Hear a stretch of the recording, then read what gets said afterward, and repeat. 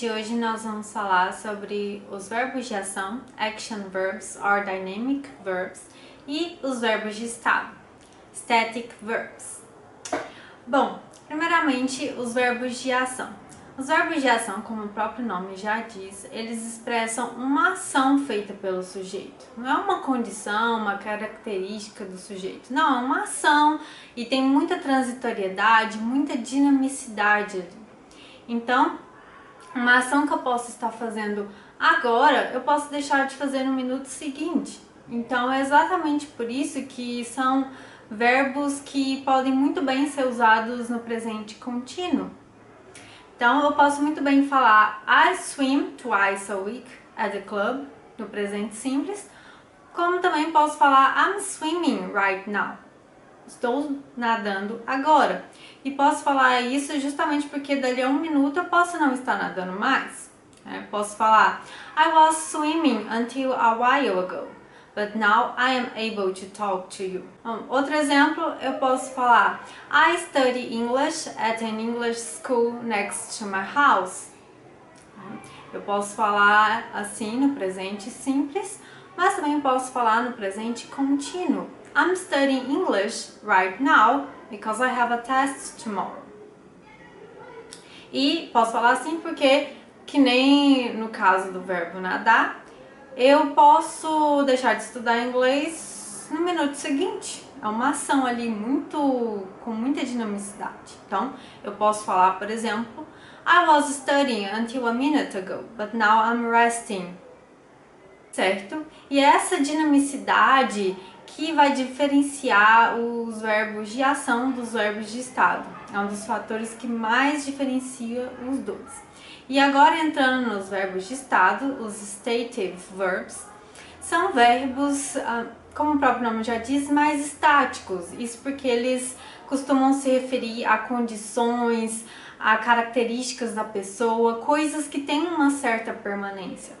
Não necessariamente é uma coisa que vá ser permanente, que vá durar para sempre. Não, mas não possui uma grande transitoriedade, não é o tipo da coisa que você é no minuto e pode deixar de ser no outro, certo? É uma coisa que tem uma certa permanência ali. E é justamente por isso que, diferentemente dos verbos de ação, os verbos de estado não podem ser usados no presente contínuo, tá?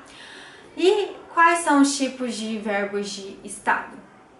Bom, nós temos os verbos que denotam possessão, como have, ter.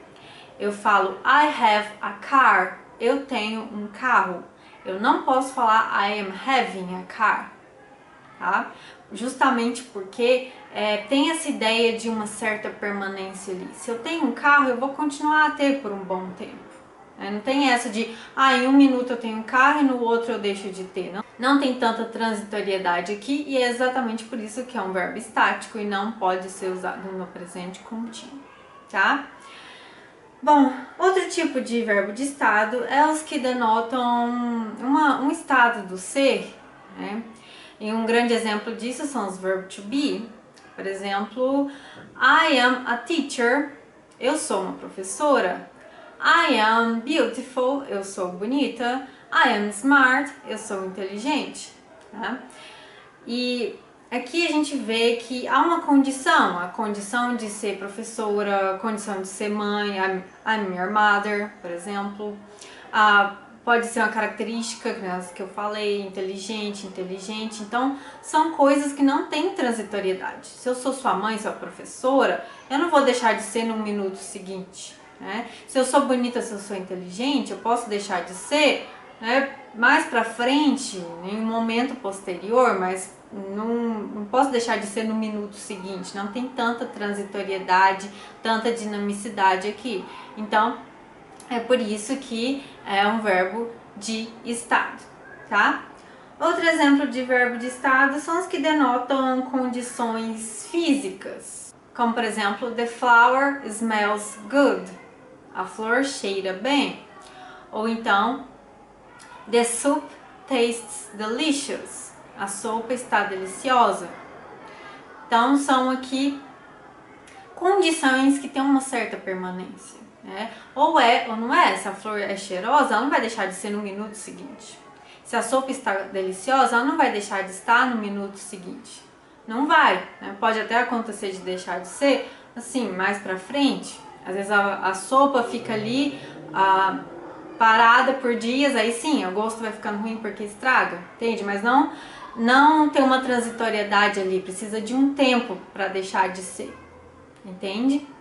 Então é por isso que é um verbo de estado, no caso são verbos de estado.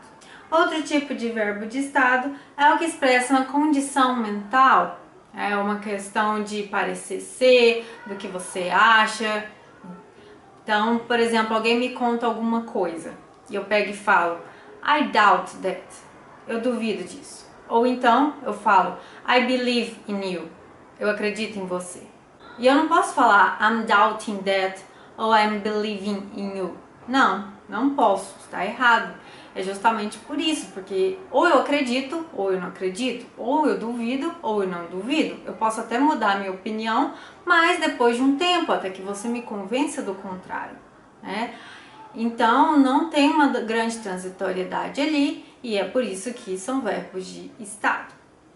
Mas é importante a gente deixar claro aqui que dependendo do sentido, um mesmo verbo pode ser de ação ou de estado, tá? Um exemplo é o verbo to think.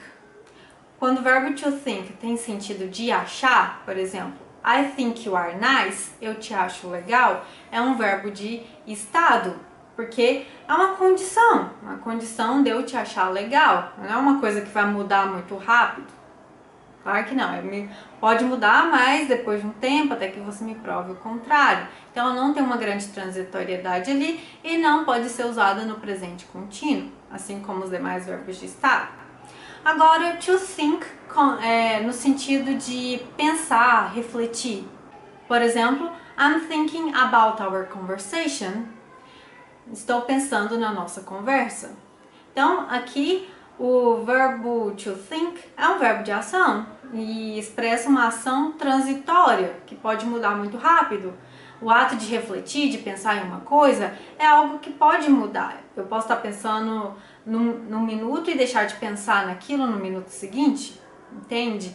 Então, é um verbo de ação. E é isso, gente. Espero muito que vocês tenham gostado. Vamos falar um pouco mais sobre isso e também sobre verbos de ligação no próximo vídeo. Beijinhos e tchau, tchau!